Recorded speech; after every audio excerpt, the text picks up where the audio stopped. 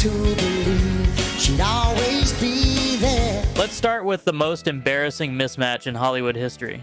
In 1988, Phil Collins starred in a British crime comedy called Buster about the Great Train Robbery. Phil played a lovable Cockney thief. It sounds fun. It really wasn't. The film grossed exactly $540,000 in the United States. Total. That's not a bad weekend. That's the entire run. You could fund that film today with a decent Kickstarter and some enthusiastic aunts. What is it? Elizabeth Taylor's jewelry? It's a Royal Mail train. Carries £1 million on a bank holiday weekend. Now remember, I love you. Meanwhile, the soundtrack produced two separate #1 hits. Two Hearts hit the top of the Billboard Hot 100. A Groovy Kind of Love also hit #1 from the same film. $540,000 at the box office. Two #1s. Phil Collins showed up to the Golden Globes, won Best Original Song, and said, real quote, "It's just a shame not more people saw the film." He knew. He absolutely knew. All I gotta do is take a look at you. No first of spring, no song to sing. Ask anyone over 40 to name a Stevie Wonder song, and there's a very good chance they'll say this one. It's been at every wedding, every anniversary dinner, every hotel lift on Earth since 1984. It is genuinely inescapable. Now, can you name the film it came from? The Woman in Red starred Gene Wilder. Critics hated it. Audiences mostly ignored it.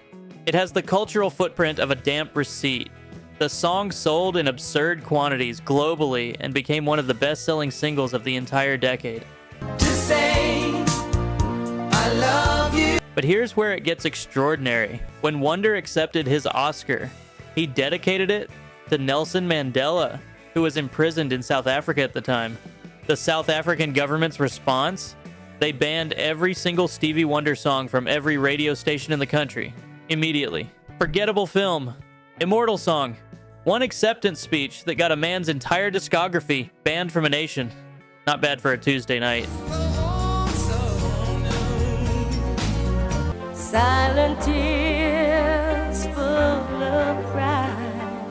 Roger Ebert described Flashdance as a series of rock videos connected by the barest threads of plot. Critics lined up to call it shallow, empty, and incoherent. They were correct on all counts.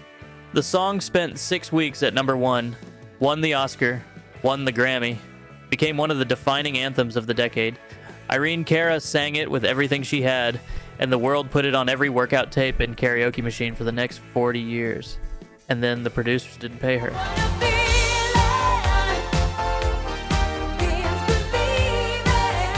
Cara had to sue the film's own production company for unpaid royalties. She had won them an Oscar, made them a generational hit. They still didn't cut the check. She took them to court and won. Oh, the famous water drop scene? The one with the bucket falling on Jennifer Beals? Not in the original script. It was invented purely to make the song's music video look cool. The whole film was built around the song, and they still didn't pay her.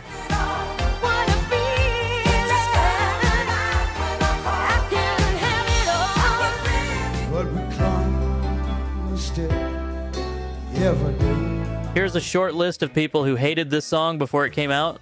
The record label, the head of Paramount Pictures, the other head of Paramount Pictures, and Joe Cocker himself, who heard the demo and called it, his word, dreadful. The producer had to physically coax Cocker out of his hotel room. Paramount executive Don Simpson bet $100 it would never be a hit. Radio stations sent the single back. Then the film came out. #1, Oscar winner, Grammy winner. Simpson paid his $100. Here's how it was recorded. Cocker flew in from a Pacific Northwest tour date, cut the whole track with Jennifer Warnes in a single evening, and flew back the next morning to resume the tour.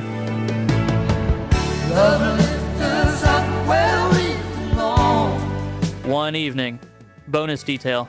The song's co-writer Jack Nietzsche accepted the Oscar on stage. A decade later, he appeared on Cops, getting arrested for threatening kids with a gun after they stole his hat. Rock and roll never dies. Where the eagles cry.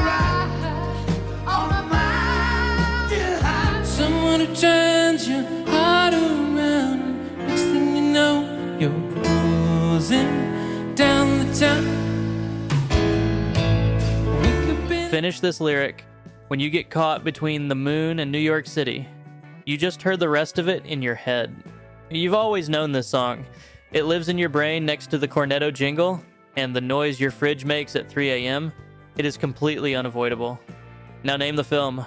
Arthur was a lightweight comedy about a drunk millionaire played by Dudley Moore. Charming.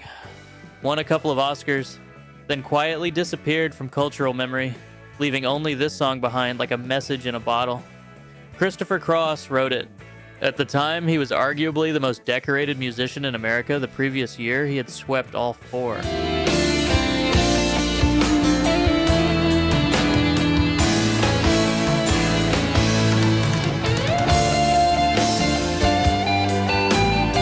Major Grammys in one night: album, record, song, and new artist. Only one other artist has ever done that.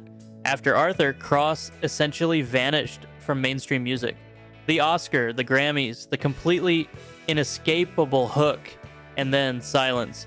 He went out between the moon and New York City and left us all humming it forever.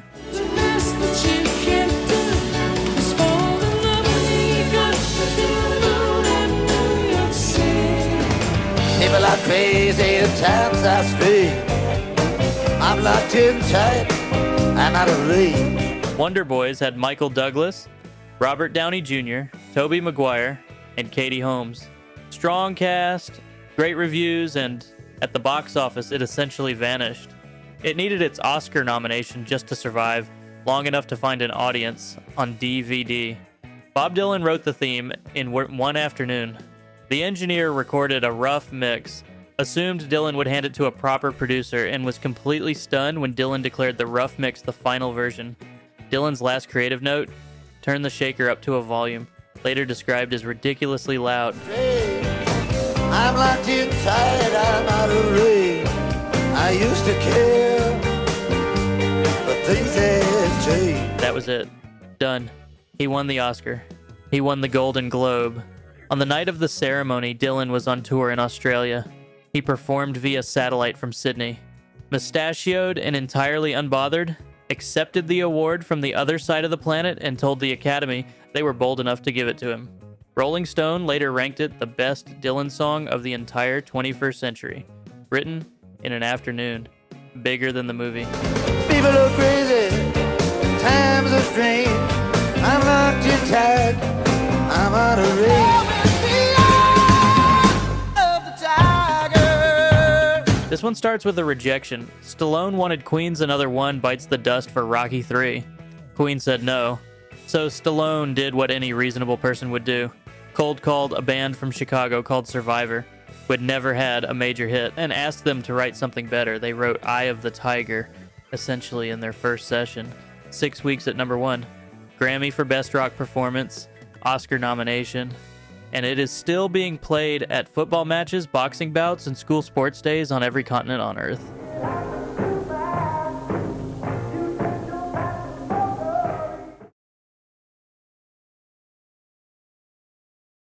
"43 years later, Rocky 3, meanwhile, is the one where Rocky fights Hulk Hogan and then cries on a beach with Apollo Creed.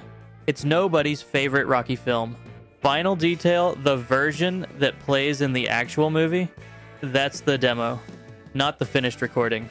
The demo. Survivor didn't find out until they saw it in the cinema. Stallone used the rough take and didn't mention it. Very Rocky of him.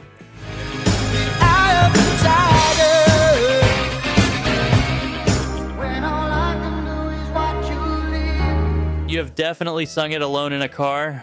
You have possibly cried to it alone in a car. It's a masterclass in the power ballad, grabbing you by the collar and refusing to let go. Phil Collins wrote it while on tour with Genesis, watching a rough cut of the film on a VHS player in a hotel room. The film, a neo-noir thriller with Jeff Bridges, James Woods, and Rachel Ward, was fine, serviceable, completely forgotten.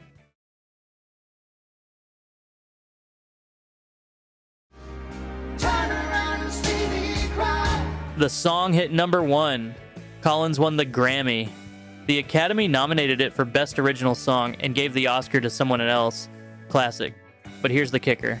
The song that beat it, I Just Called to Say I Love You by Stevie Wonder. which is also in this video at number 2, for coming from a film nobody remembers either. The winner and the runner-up both ended up on the same list. The Academy really outdid themselves that year. Take a good look at me now. It's getting dark, too dark to see. Feel like I'm knocking on heaven's door. Pat Garrett and Billy the Kid is a 1973 Sam Peckinpah Western remembered mostly by film scholars and people who are exhausting at dinner parties.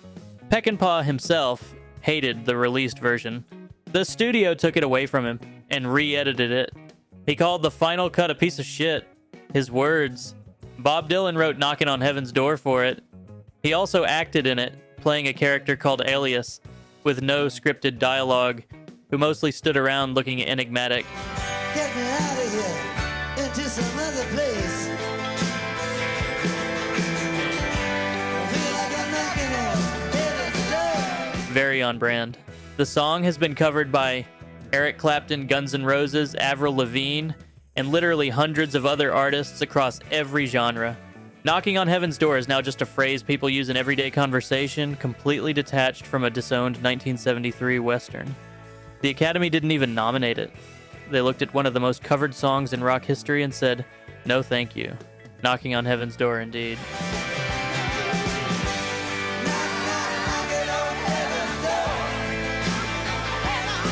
I jump in the shower and the blood starts pumping. Out on the streets, the traffic starts jumping with folks like me on the job from 9 to 5. Yeah! The film 9 to 5, 3 women plotting revenge on their nightmare boss, was a perfectly enjoyable 1980 comedy. Fun at the time, a bit dated now. The kind of thing you catch on a Sunday afternoon, smile at, and immediately forget.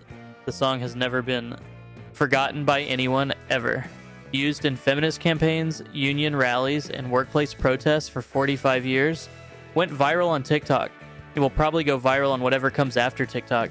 It is stubbornly, magnificently eternal. Tide's gonna turn and it's all gonna roll your way. I just know it. Here's the detail that makes it perfect.